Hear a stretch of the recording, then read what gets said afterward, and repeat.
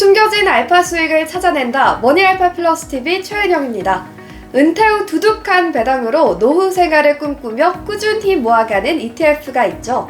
바로 서학개미 최애 배당 성장 ETF, 슈업 US 디비던스 에퀴티 ETF인 SCHD ETF, 일명 슈드죠.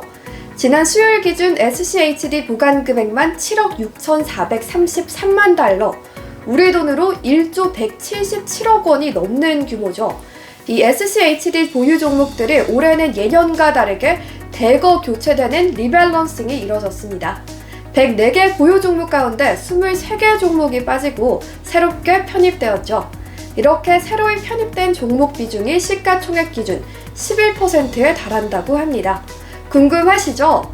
먼저 새롭게 편입된 종목을 살펴보겠습니다. 특히 보유 종목 탑 10에 편입된 종목이죠.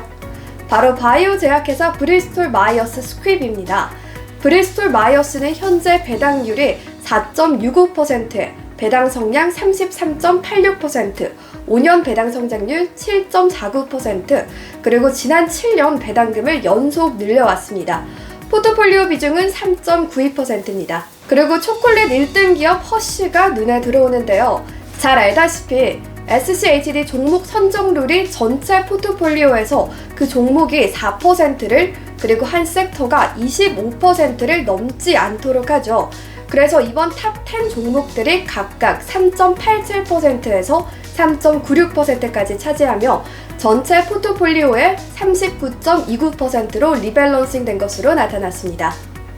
기존 보유 종목 가운데 UPS, 펩시, 화이자, 로키드 마틴의 비중이 확대되어 지난 20일 기준 탑 10에 새롭게 이름을 올렸습니다.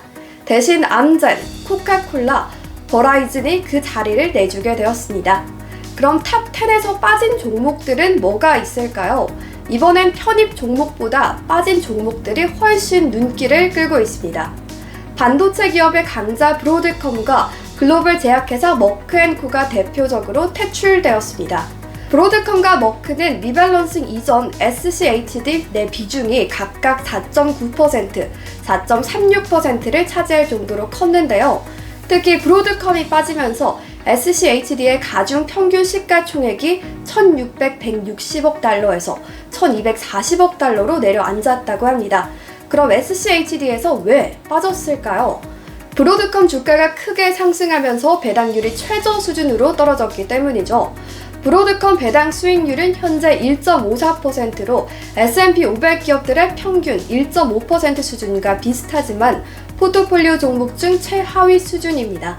머크 또한 4년 평균 배당률이 2.96%였으나 최근 2.5%까지 내려온 상황입니다. SCHD의 리밸런싱 룰은 우량 기업일지라도 아주 엄격히 기계적으로 적용한다고 합니다. 인플레이션과 같은 거시경제 환경이나 지정학적 이슈, 경영진 교체 등과 같은 고려는 전혀 하지 않는다고 합니다. 그 외에 3M, 블랙스톤 그룹, 타이슨 푸드, 켈로그, 뉴몬트, 오토매틱 데이터 프로세싱 같은 기업들도 교체되었습니다. 섹터 비중 변화도 잠시 들여다보겠습니다. 기술주 산업재가 3.94%, 2.92% 각각 비중이 축소된 반면 에너지 3.17%, 필수 소비재 2.21% 확대된 것으로 나타났습니다. 그렇다면 배당 투자자라면 어떤 점을 눈여겨봐야 할까요? 이번 리밸런싱으로 인해 18일 기준 배당 수익률이 3.62%에서 3.93%로 0.06% 비용을 제외하면 주가 대비 3.87%로 올라가게 됩니다. 또 지난 12개월 가중평균 배당 성향이 66.15%로 다소 높아진 상태여서 미래 배당 성장을 제약할 수 있었는데 이 수치가 12%나 떨어져 54.43%로 낮아질 거라는 분석이 있습니다.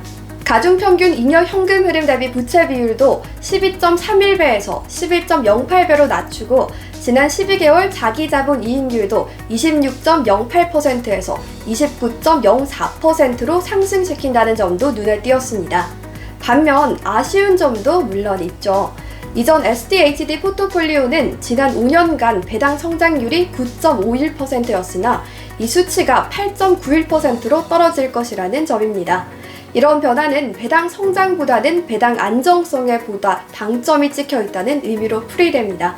게다가 SCHD의 예상 EPS 성장률이 0.97%에서 마이너스 1.06%로 떨어질 수 있다는 점입니다. 그만큼 성장세가 예전만 못하다는 방증이기도 한데요.